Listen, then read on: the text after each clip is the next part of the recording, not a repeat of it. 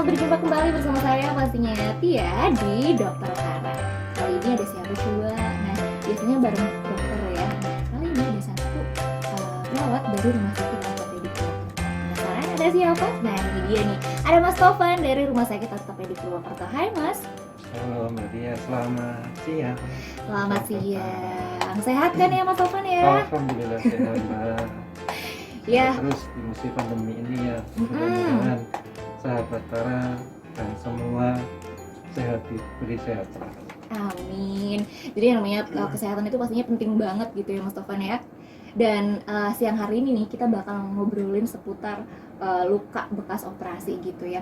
Gimana cara perawatannya, terus kalau misal sampai rembes, sampai lukanya basah lagi tuh gimana gitu ya Mas Tovan ya. Yeah. Nah, tapi ngomong-ngomong, apa sih itu luka Mas Tovan?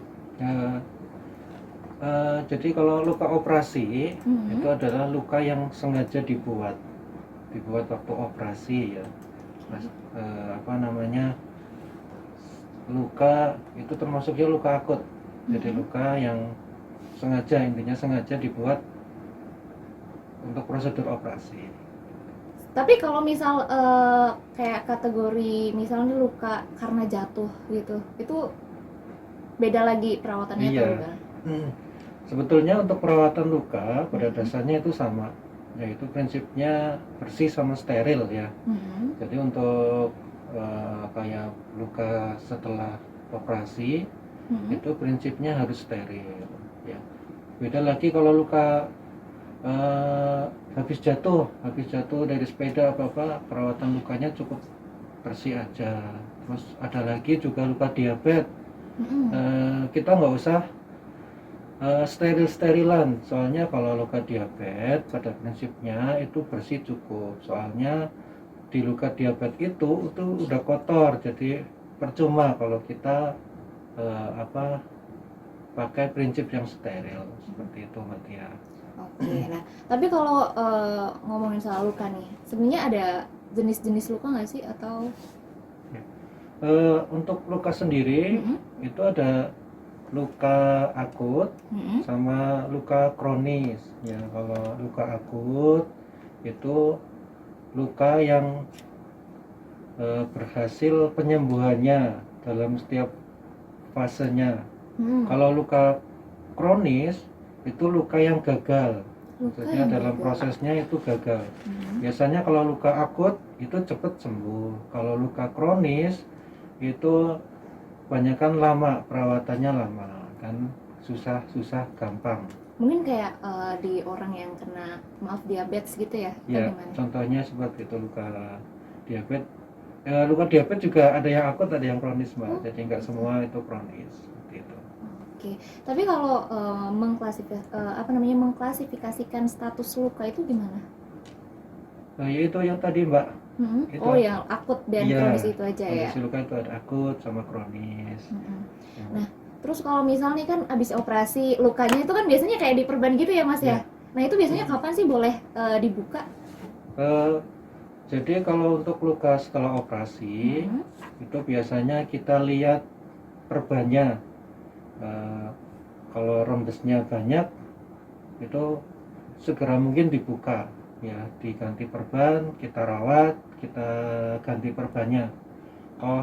Toh kalau lukanya masih bersih dalam 1 hari itu dibuka 2 atau 3 hari nggak apa-apa. Biasanya kalau di Rumah Sakit Ortopedi Purwokerto luka itu biasanya dibuka 2 hari sekali kalau nggak rembes gitu. 2 hari sekali. Itu biasanya di rumah atau harus dilakukan di rumah sakit juga? Kalau selama masih di rumah sakit ya kita buka di rumah sakit. Biasanya sih kalau di Rumah Sakit Ortopedi Purwokerto kebanyakan itu paling sehari, 2 hari, 3 hari udah pulang. 3 hari maksimal banget, biasanya 3 hari.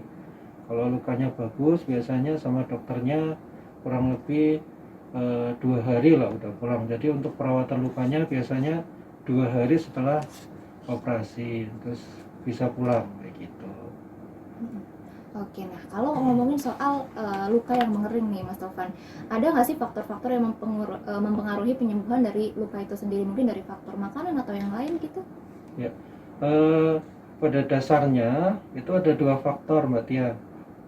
Yang pertama yaitu faktor intrinsik, yaitu di dalamnya yaitu usia. Usia itu mempengaruhi, jadi yang muda sama yang tua itu beda, proses penyembuhannya lebih cepat yang muda. Jadi anak-anak sama mbah-mbah itu lebih cepat, proses penyembuhannya lebih cepat yang anak-anak. Terus juga dilihat ada faktor penyakit penyerta, iya, yaitu yang tadi Mbak Tia biasanya yang susah-susah kering itu pasien-pasien yang biasanya ada riwayat diabetes, ya, itu penyembuhan lukanya itu susah-susah gampang. Terus yang kedua itu ada faktor ekstrinsik, yaitu biasanya dari infeksi ya. Biasanya kalau lukanya berhasil sembuh itu cepat. Tapi kalau ada infeksi, nah itu harus penanganannya harus tepat. Seperti itu nanti ya. Lalu yang lain mungkin ada faktor-faktor lain lagi?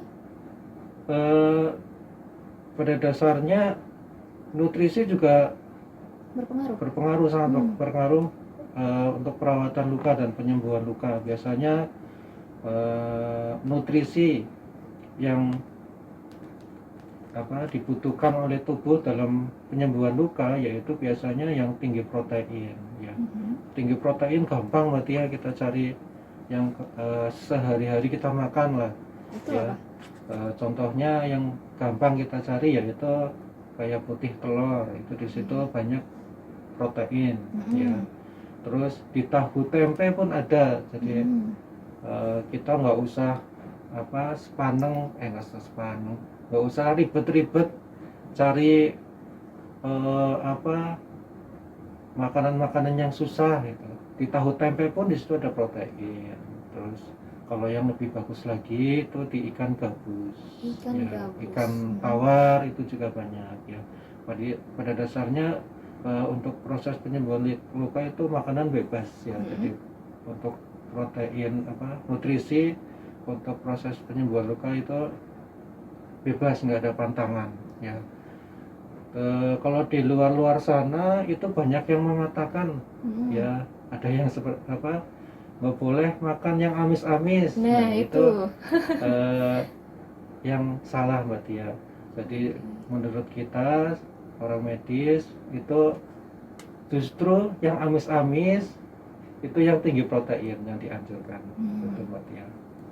Oke deh, nah satu ilmu lagi deh akhirnya tahu ya, karena kan kadang kalau cuma kata orang gitu ya itu kayaknya kurang puas ya nggak sih Mas Tovan kalau cuma katanya doang. Nah ini nih udah langsung dijelasin sama Mas Tovan gitu ya, kira-kira makanan apa aja tadi yang bagus untuk penyembuhan luka gitu ya, dan nggak ada pantangan juga gitu kan.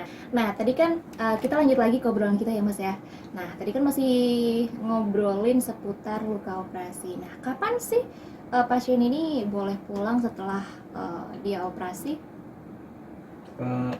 Untuk pasien luka itu biasanya boleh pulang. Itu yang pertama anjuran dari dokter ya.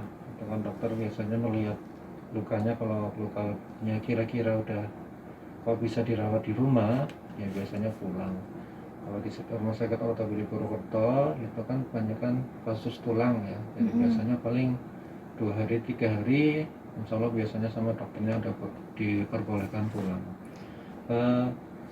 Terus yang kedua itu udah lukanya udah bagus gitu, jadi udah terkontrol, jadi bisa ditangani di rumah. Biasanya kalau yang rumahnya jauh dari rumah sakit ortopedi Purwokerto itu bisa dirawat sama perawat bidan atau dokter di sekitarnya.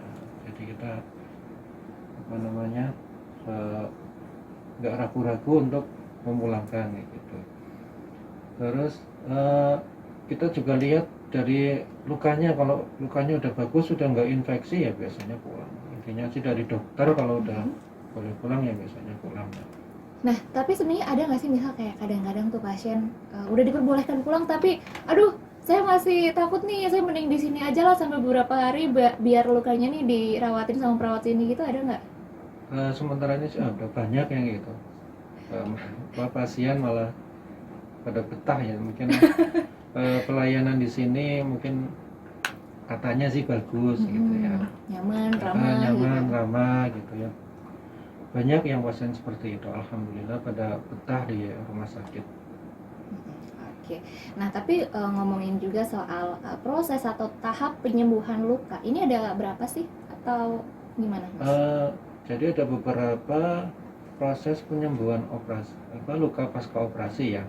Yaitu pertama hemostasis. Jadi proses di mana tidak darah itu membeku. Jadi perdarahan itu berhenti ya. Biasanya kan kalau luka operasi kan itu ada luka insisi sayat ya. Itu biasanya kalau proses hemostasis itu darahnya mulai berhenti intinya.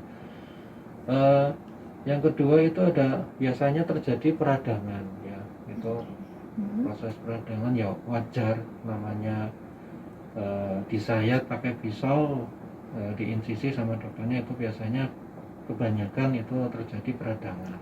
Oke, tapi kalau ngomongin soal peradangan, biasanya apa aja sih yang mungkin bisa dirasakan oleh pasien saat dia itu mengalami peradangan, mungkin kayak panas atau gimana, Mas? Ya, betul sekali Mbak ya. Waktu peradangan itu biasanya pasien itu mengeluh nyeri pasti, terus biasanya panas, terus terasa kenceng badan yang dioperasi, anggota tubuh yang dioperasi itu terasa kenceng. Mungkin kayak nyeri juga gitu ya? Nyeri pasti Mbak. Oke. Ya, semua pasien setelah operasi pasti merasakan nyeri. Tapi biasanya ada obat untuk reda nyerinya juga? Ya biasanya itu kita kolaborasikan sama dokter DPCP-nya untuk pemberian analgetik. Terus yang ketiga ini ada proses poliferasi Mbak ya. Itu apa? Poliferasi itu proses pertumbuhan jaringan. Jadi yang tadinya buka kita jahit itu udah mulai rapat. Itu proses poliferasi itu biasanya berangsur antara 2 atau 3 minggu gitu. Jadi insya Allah sih kalau luka operasi sayatan kayak gitu di ortopedi itu paling biasanya kontrol 10 hari, kalau enggak 12 hari setelah operasi biasanya kita udah lepas benang, udah lepas jahitan, biasanya lukanya udah kering. Terus berikutnya lagi ini ada lagi proses maturasi. Maturasi itu proses penyempurnaan luka. Proses penyempurnaan luka. Jadi di dalam proses maturasi itu terjadi penyempurnaan, itu biasanya terjadi keloid atau scar ya. Nah itu biasanya yang pada ribet-ribet itu yang perempuan-perempuan biasanya, Mas ini kok ada keloid ya gitu ya. Memang prosesnya seperti itu gitu. Setiap luka itu menimbulkan bekas ya. Seperti Mbak Tia kalau diputusin sama pacarnya pasti kan ini kenapa? Ya, terus menimbulkan luka ya. luka di hati ya Mas ya. Terus Ya udah itu ya, aja. Oke, nah tadi kan ada dibilang tuh kalau luka sayatan kan sekitar 10 sampai 12 hari gitu ya Mas Topan ya. Nah, selama di rumah pasti kan dia bingung gimana sih yang harus dilakukan gitu ya selama merawat luka di rumah. Boleh mandi nggak, boleh kena air nggak, atau hal-hal lain gitu?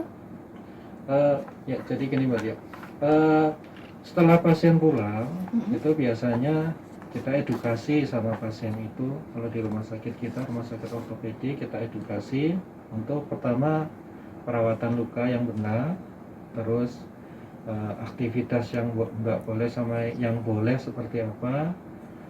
Nah untuk perawatan luka itu kalau bisa itu sama perawat, kalau nggak dokter ya. Yang dokter perawat yang bisa melakukannya, soalnya nggak semua dokter nggak semua perawat bisa, apalagi Oke. apa namanya, ada beberapa yang takut ya. Mm-mm. Jadi kalau bisa ya manggil perawat dari Rumah Sakit Ortopedi Purwokerto kayak gitu. Itu jadi bisa kayak home care gitu ya Iya, Mas ya. iya. Nah Jadi ini oke, bentar Mas, saya potong sebentar karena ada pertanyaan dari Kurnia. Mbak Kurnia nih nanya, kalau luka setelah operasi sesar ini biasanya butuh berapa lama untuk sembuh? untuk luka sesar Mm-mm. itu kembali ke teorinya itu, jadi luka itu akan sembuh kalau luka sesar itu kan masuknya luka akut ya. Jadi untuk proses penyembuhannya biasanya berlangsung 1 sampai 12 hari. Biasanya kalau luka sesar itu sama dokter obgyn, dokter kandungannya biasanya nggak ada jahitan, jadi jahitan yang jadi daging. Seperti itu biasanya, insya Allah 12 hari insya Allah udah kering. Udah mulai 12 kering. hari ya 2 minggu lah, 2 minggu, pol-polnya 3 minggu. Selama luka itu nggak bermasalah, maksudnya nggak infeksi, nggak terjadi trauma apa, biasanya 2 minggu udah sembuh gitu. Oke, nah ngomongin soal luka sesar nih saya jadi ingat. Biasanya kapan sih luka jahitan ini boleh dilepas gitu? Itu tergantung dari tiap anggota tubuh, itu beda-beda. Biasanya kalau di muka itu lebih cepat, itu biasanya seminggu 7 hari biasanya udah dilepas. Tapi kalau di tempat lain? Iya, biasanya di kaki atau di lengan biasanya kita 12 hari lah, kalau nggak 2 minggu itu baru kita lepas. Itu harus dengan seizin dokter atau perawat gitu nggak? Kalau misal nih, oh ya udah sekian hari nih gitu kan, terus disarankan lagi untuk ke rumah sakit dulu gitu, atau harus inisiatif dari pasien sendiri? Jadi kalau di Rumah Sakit Ortopedi Purwokerto itu setiap pasien mau kontrol setelah dari perawatan, terus dia kontrol itu kan kita jadwal. Jadi si pasien itu tinggal ngikutin alur kontrolnya. Nah, biasanya kalau di Rumah Sakit Ortopedi Purwokerto, kontrol pertama itu identik dengan lepas jahitan. Kalau yang pasien pasca operasi ya, itu biasanya dari rawat inap itu biasanya menjadwal kontrolnya biasanya 12 hari atau 2 minggu setelah operasi. Nah, itu nanti kita nilai si luka itu, kalau lukanya itu udah kering, nggak basah, nggak nyenyek, maksudnya jahitannya udah rapat, kita bisa lepas jahitan. Tapi kalau semisal lukanya belum kering atau kering sebagian, ya kita paling lepas jahitan sebagian, kalau nggak nunggu kering. Jadi kita nggak memaksakan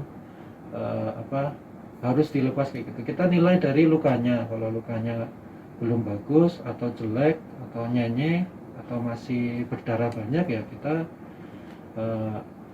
nggak lepas jahitan dulu. Kalau biasanya sih kalau kebanyakan 12 hari itu udah dilepas benaknya. Oke, nah tapi nih Mas, kalau misal dalam rentang waktu si 1 sampai 12 hari itu ternyata di rumah itu tuh lukanya sobek lah, atau ya intinya rusak gitu kan, entah karena kesalahannya si pasien ini atau karena penyebab lain gitu kan, ini harus langsung ke rumah sakit kah, atau gimana nih tindakan pertamanya yang bisa dilakukan gitu? Eh,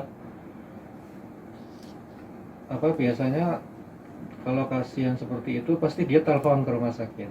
Ya pasti kalau telepon biasanya kita hubungkan sama perawatnya nanti kita nilai dulu kalau butuh perawatan luka kita ke rumah, itu kan kita ada namanya layanan home care. Ya biasanya nanti perawat yang ke rumah ya.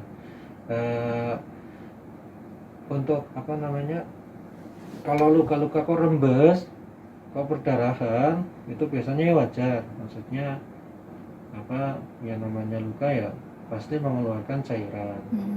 Kalau semisal rembes, itu bisa kontak ke kita, bisa telepon ke kita, nanti kita ke rumah. Kalau semisal kok rumahnya jauh dari misal dari luar kota, contohnya kayak di Ciamis, apa di Cilacap, jauh dari rumah sakit ortopedi Purwokerto, biasanya kita motivasi ke apa perawat terdekat, kalau nggak klinik terdekat. Ya, kalau semisal mantapnya kok di sini ya silahkan dibawa ke rumah sakit ortopedi Purwokerto. Oke, nah jadi untuk rekan ortopedian sekalian gitu ya, kalau mungkin bingung nih mana sih nomornya RSOP gitu ya, bisa dicatat dulu di 0281 684 4166.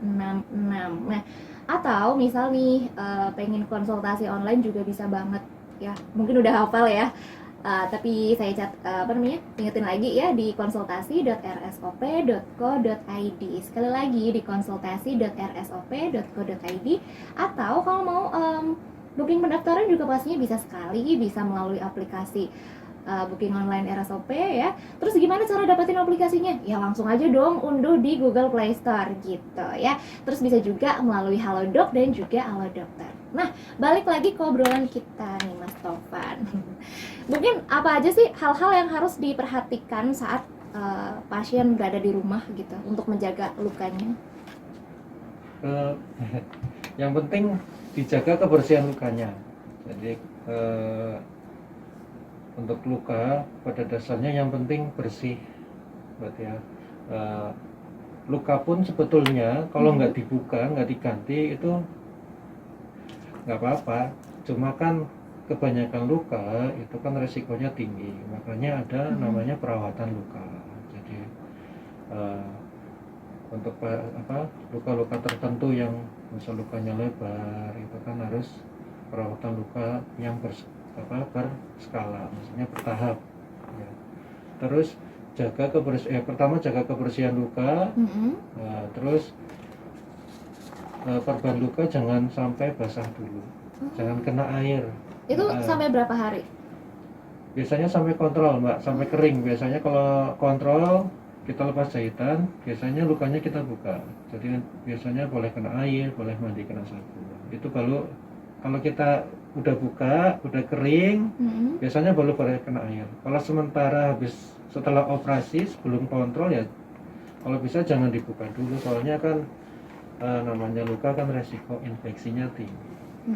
Nah kalau misalkan ini kan nggak boleh kena air nih, gimana nih kalau misal lukanya itu operasinya misal di lengan gitu kan? Nah kalau mandi kan kita otomatis kalau keciprat air gitu tuh gimana?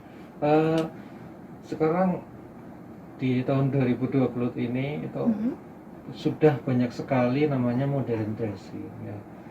Modern dressing itu biasanya bagi pasien yang risih, biasanya kan namanya luka, namanya pasien ortopedi, maksudnya pasien yang patah tulang, itu biasanya kebanyakan pasien sehat, cuma dia ada patah tulang. Biasanya dia kalau nggak mandi, kalau cuma sekatok dia risih. Gitu. Nah di kita udah ada perban yang anti air. Jadi biasanya kita pasang perban yang anti air supaya si pasien itu bisa mandi. Gitu. Oke, berarti kayak tinggal mandi biasa aja gitu kan? Perbannya udah langsung dipasang gitu perbannya ya Mas ya? boleh kena air. Oke.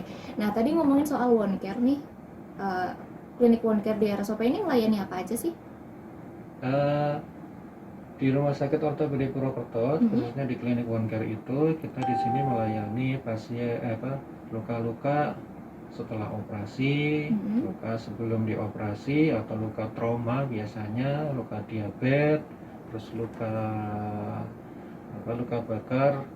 Kita paling luka bakar grade 1 sampai grade 3. Untuk grade di atasnya nanti biasanya kita rujuk, soalnya harus penanganannya lebih lanjut. Luka dekubitus bisa, terus luka karena trauma lah. Intinya kebanyakan kalau pasien-pasien rumah sakit ortopedi Purwokerto itu luka trauma. Oke deh, nah mungkin ada tips-tips lagi nih untuk Taraners dan juga rekan ortopedian yang sedang menyimak. Ya,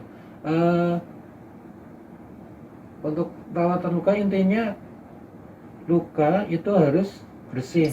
Ya, untuk bersih, terus juga dijaga pola makannya, nutrisinya, contohnya itu yang tadi ya, yang makan yang tinggi Hmm. protein, terus tetap berpikir positif ya, jangan stres gitu ya. iya jangan stres. Kalau stres biasanya lukanya ikut stres, nanti susah-susah gampang. Terus juga kasus-kasus yang di ortopedi Purwokerto itu kan kita bisa biasanya kolaborasi sama fisioterapi ya. Hmm. Biasanya kalau si pasien itu takut atau malas atau intinya dia nggak mau gerak, itu biasanya luka operasinya justru malah sembuhnya lama. Jadi kalau bisa tetap digerak-gerakin sesuai petunjuk dari dokter ya. Jadi kalau kita gerak, jadi kan aliran darah kita lancar, jadi proses penyembuhan lukanya lebih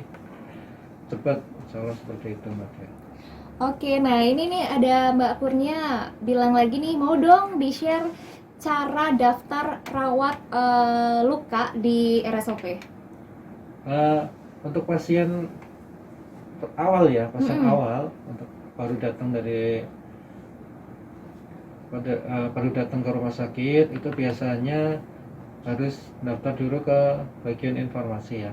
Untuk bagian informasi nanti kita daftarin, nanti kita anamnesa, selanjutnya dicek sama dokternya, baru kita perawatan luka ya. Untuk pasien lama, maksudnya pasien dari yang udah pernah berobat di ortopedi, biasanya langsung ke perawatnya gitu. Semisal pasien habis dari rawat inap tuh mau ke klinik kita, biasanya langsung ke perawatnya, nggak langsung ke dokternya, langsung kita tanganin untuk perawatan lukanya. Oke, terima kasih. Nah ini dia yang tanya lagi nih, melayani home care nggak Kak? Tadi udah dijawab ya, coba mungkin Ya. akan dijelaskan kembali. Ya, kita di sini juga melayani home care bagi pasien yang kesusahan atau susah ke klinik kita ada pelayanan home care ya. Biasanya prosedurnya itu kalau pasien yang luar dari ortopedi, biasanya telepon dulu ke rumah sakit, kita mintain alamatnya, kita kaji dulu lukanya, kita ke rumah. Terus untuk pasien yang dari ortopedi yang setelah perawatan dari rumah sakit, itu biasanya dimintain alamat pas lagi dirawat inap. Nanti untuk sementara ini sih kita belum bisa sampai ke luar kota, paling kita mencangkup paling Purwokerto sama Purbalingga. Untuk Cilacap biasanya ke perawat yang terdekat dulu, soalnya iya. Mungkin masih kayak di area Banyumas dan sekitarnya aja gitu ya Mas Tovan ya. Oke, nah oke, kayaknya wow, udah hampir sejam nih kita sama-sama. Tapi ngomong-ngomong Mas Tovan, makasih banget nih udah share banyak ilmunya. Jadi tahu ya gimana cara merawat luka gitu kan, biar lukanya tetap bagus gitu ya, nggak terjadi hal-hal yang tidak diinginkan seperti itu. Nah, oh ya tadi kan udah dijelasin juga sama Mas Tovan seputar pendaftaran pasien gitu kan, untuk pasien baru atau pasien lama. Nah, diingetin lagi nih, buat yang mau daftar atau mungkin booking online bisa sekali ya. Gimana caranya? Caranya gampang, langsung aja via aplikasi booking online RSOP ya, bisa download dulu aplikasinya di Google Play Store atau bisa juga melalui Halodoc dan juga Alodokter seperti itu. Nah, teleponnya di mana Tia? Diingetin sekali lagi di 0281 684 4166. Udah dicatat? Nah, kalau dicatat jangan lupa juga untuk follow dan juga subscribe gitu ya. Oh iya, beda. Follow Instagram Rumah Sakit Ortopedi Purwokerto ya, @RS-Ortopedi PWT, dan juga subscribe link channel YouTube channel RSOP ya di Rumah Sakit Ortopedi Purwokerto gitu. Ajak dong teman-teman keluarganya untuk share gitu ya, untuk simak bareng-bareng gitu kan informasi-informasi yang diberikan oleh Rumah Sakit Ortopedi Purwokerto gitu. Nah, Mas Tovan cukup sekian dulu untuk jumpa kita hari ini. Makasih banget udah ngeluangin waktunya buat mampir ke Tara ya. Semoga di lain kesempatan bisa berjumpa lagi. Semoga bermanfaat. Amin. Semoga banyak pasien yang datang ke RSOP juga ya Mas Tovan ya. Nanti langsung ketemu sama Mas Tovan pasiennya ya. Iya. Nanti biasanya di Polda ini ketemunya saya. Oke, sekali lagi terima kasih Mas Taufan sudah hadir di Tara FM, dan terima kasih juga yang sudah menyaksikan gitu ya. Jangan lupa karena pastinya setiap minggu kita selalu ada update yang terbaru seperti itu. Tia pamit, selamat sore, selamat melanjutkan aktivitas Anda, tetap sehat dan tetap semangat.